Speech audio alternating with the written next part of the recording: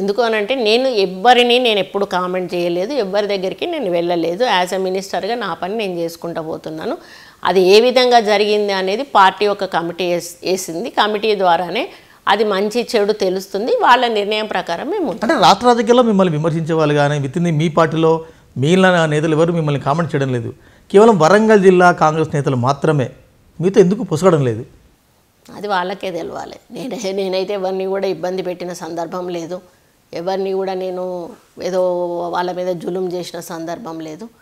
కానీ మరి వాళ్ళు ఎందుకు అట్లా ఆలోచిస్తున్నారు అనేది ఒకటే మేడం. కొండా సురేఖ ఒకవైపు, మిగిలిన ఎమ్మెల్యేలు ఒకవైపు, ఎందుకు వచ్చింది ఇట్లా?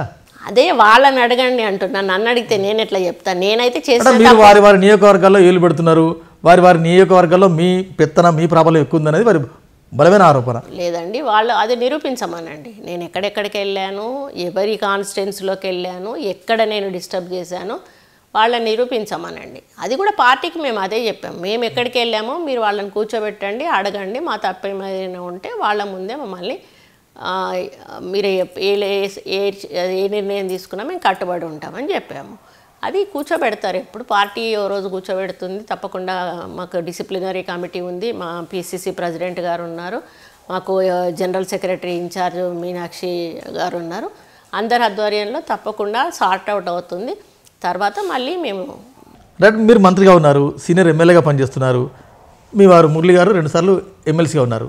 మళ్ళీ మీ కూతురు పొలిటికల్గా అవసరమా, రాజకీయాలు అవసరమా? ఎందుకు రాకూడదండి? నెక్స్ట్ ఎలక్షన్ల వరకు తనకు అప్పటికి 40 వస్తాయి.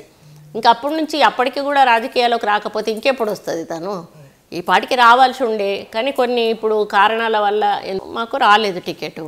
నెక్స్ట్ టైము ఎట్లాగో మనకు డీలిమిటేషన్ అవుతుంది, మహిళా రిజర్వేషన్ వస్తుంది.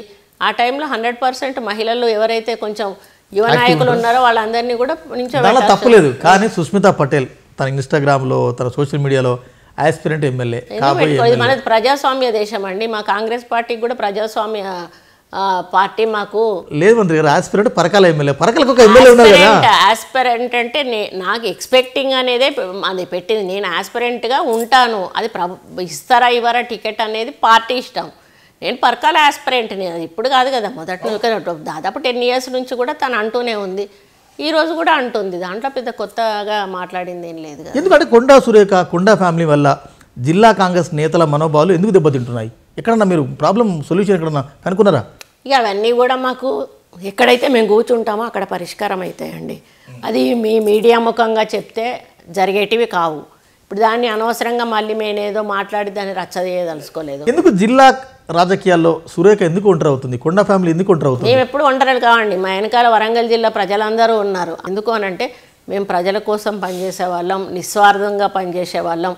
మేము మా పైసలే 10 మందికి ఇచ్చి వాళ్ళకు సహాయం చేసి చదివిపించడం కానీ, మెడికల్ ట్రీట్మెంట్లు చేయడం కానీ ఇట్లాంటివి. ఈరోజు మీరు మా ఒక పేషీకి వచ్చి చూస్తే నా టేబుల్ మీద ఒక 300-400 CMRF కట్టలు ఇట్లా ఉంటాయి నేను వెళ్ళే వరకు.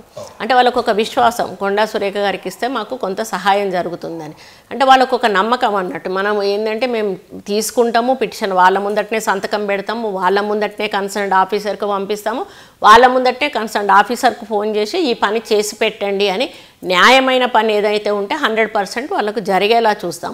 ఏదైనా కాని పని ఉంటే మొహం మీద చెప్పేస్తాం మేము. ఎందుకంటే వాళ్ళు అదే పట్టుకొని 10 సార్లు మన చుట్టూ తిరుగుతారు. 10 సార్లు వాళ్ళని తిప్పడం నాకు ఇష్టం ఉండదు. అది కాదు బాబు, ఇక్కడ కాదు, నువ్వు ఎక్కడికి పోయినా కాదు, నువ్వు వెళ్ళకు. ఎవరన్నా డబ్బులు అడిగినా మామూలుగా కొంతమంది దళారీలు ఉంటారు,